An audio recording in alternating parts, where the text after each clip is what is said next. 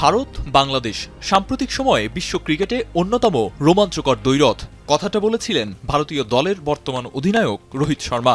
যদিও ভারতের বিপক্ষে বাংলাদেশের হারের পাল্লাই ভারী, তবে সময় গড়ানোর সাথে দৃশ্যপট পাল্টেছে।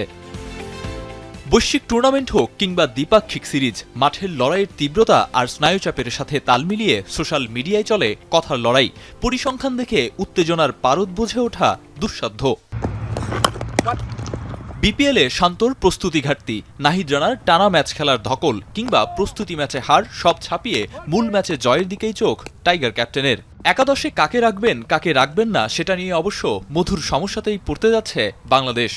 চ্যাম্পিয়ন্স ট্রফিতে মাত্র একবারের দেখায় ৯ উইকেটের বড় হার, অথচ ১৭ সেই টুর্নামেন্টেই বাংলাদেশ গড়েছিল সেমিফাইনাল খেলার ইতিহাস। সর্বশেষ ৫ ম্যাচে ৩-২ এগিয়ে শান্তরা, কিন্তু সেটা দ্বিপাক্ষিক সিরিজে।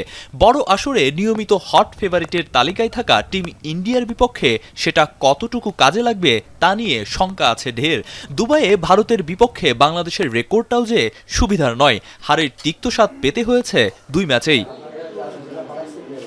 অনিশ্চয়তার খেলা ক্রিকেটে অবশ্য ইতিহাসই শেষ কথা নয়, এখানে রেকর্ডের পাতা ওলটপালট হয় প্রতিনিয়ত।